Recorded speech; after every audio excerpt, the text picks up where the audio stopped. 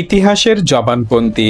আজ জানবেন বাংলাদেশের ইতিহাসের একটি গুরুত্বপূর্ণ বই, ইতিহাসের কাঠগড়ায় আওয়ামী লীগের প্রথম পর্ব।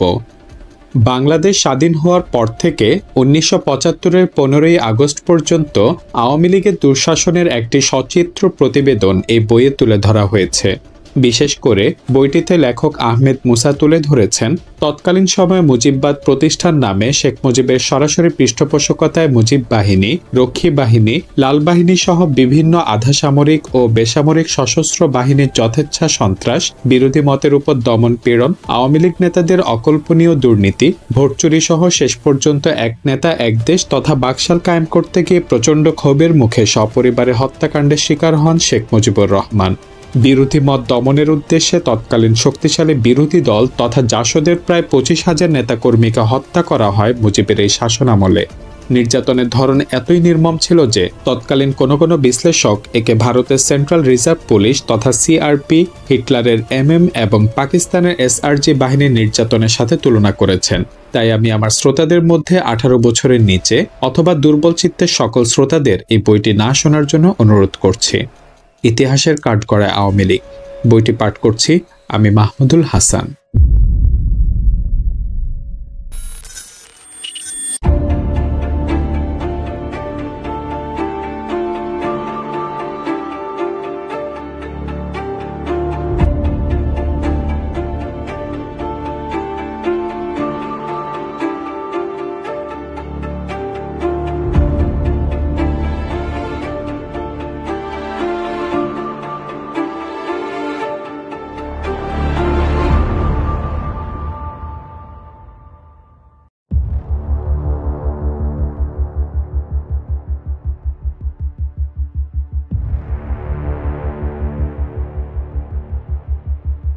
ভূমিকা।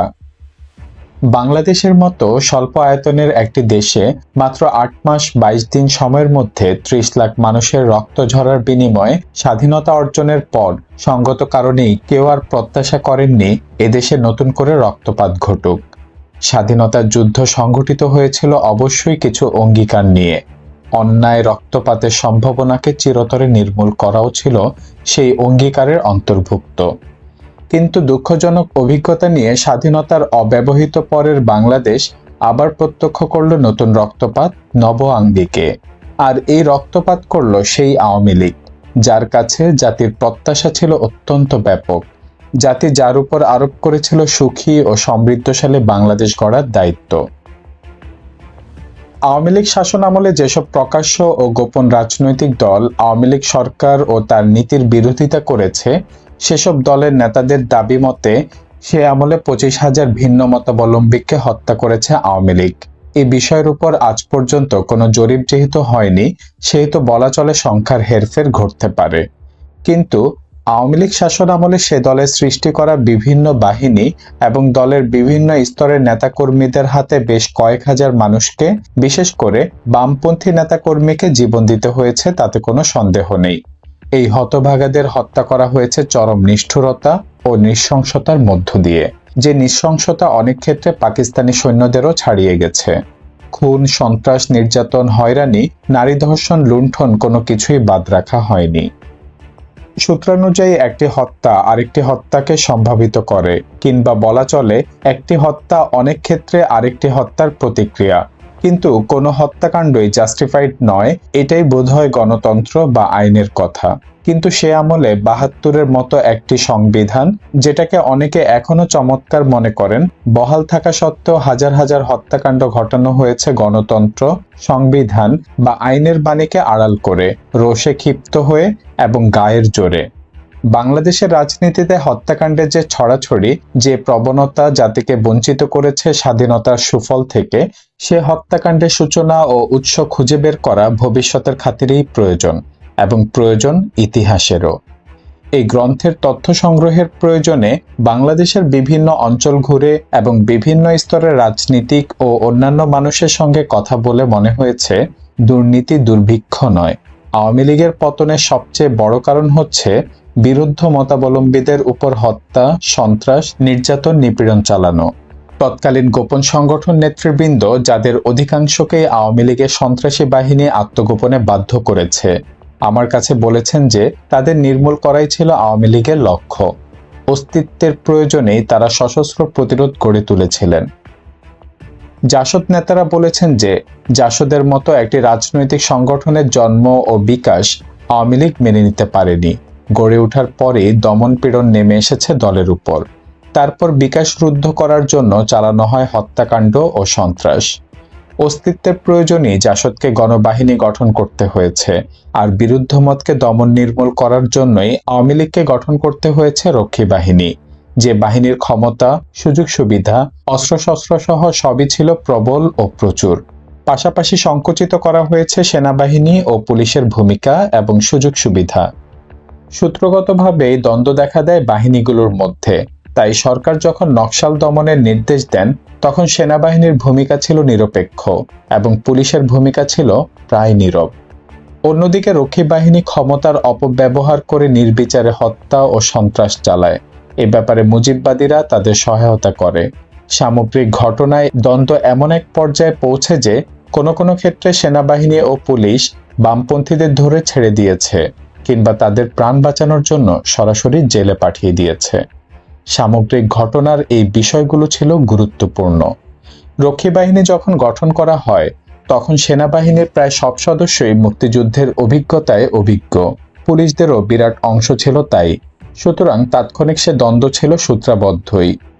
অপব্যয় হ্রাসের নামে শেখ মুজিব যেখানে সেনাবাহিনীর আয়তন ছোট ও উপকরণ সীমাবদ্ধ রাখার নীতিতে বিশ্বাস করতেন, সেখানে বাড়তি 25,000-এর একটি আধা সামরিক বাহিনী গঠন করার সময় একটা বড় প্রশ্নবোধক চিহ্ন দেখা দিয়েছিল, যে প্রশ্নের উত্তরও পাওয়া গেল প্রতিপক্ষ দমন শুরুর পর।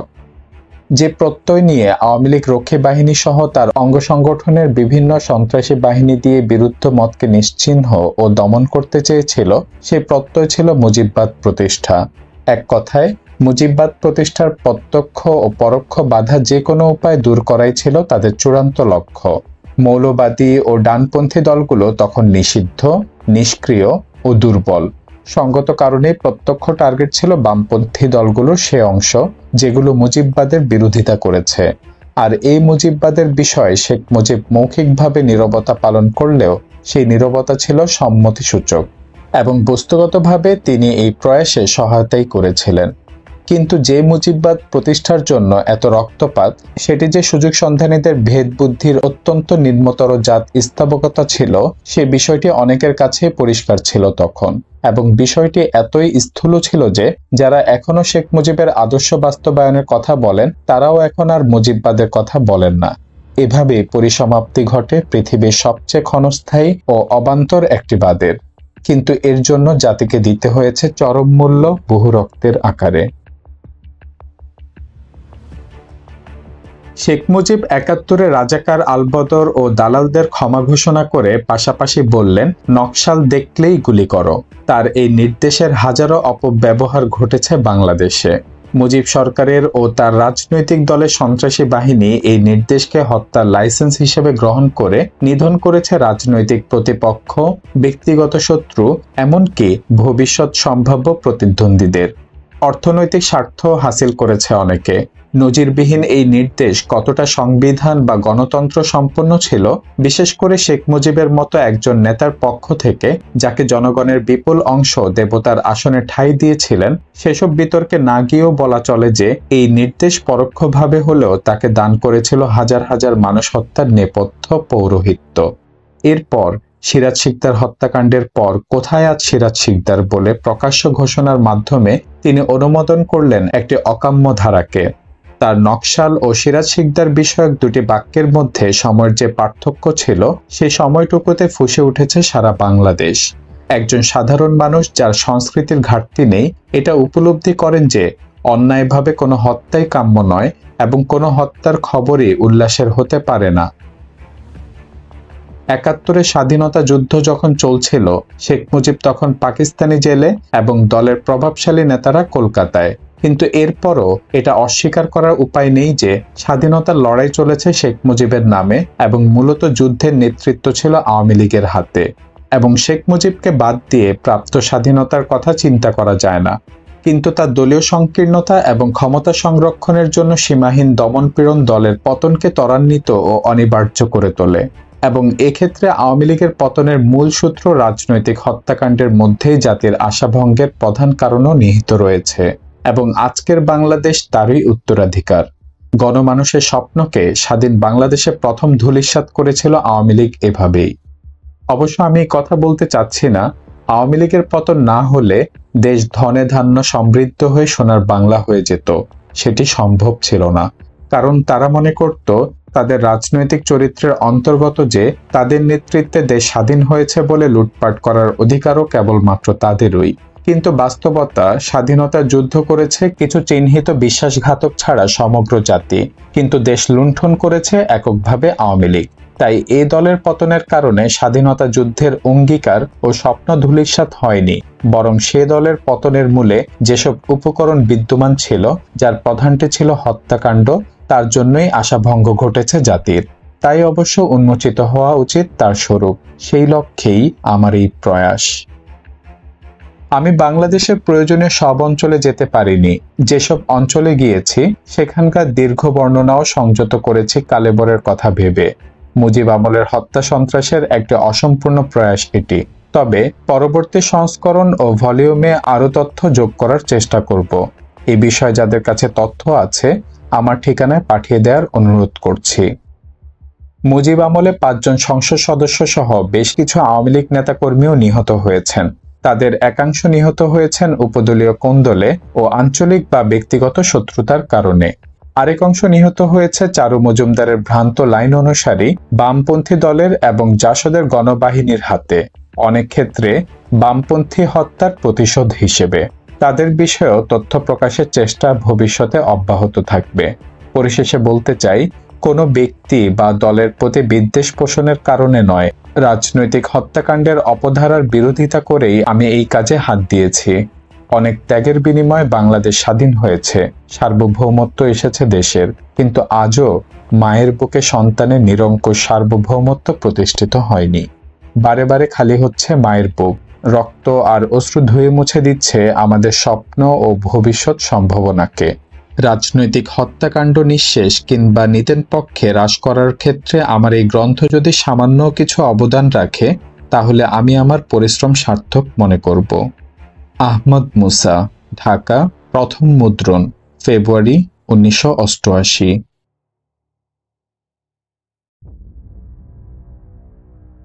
উৎসর্গ।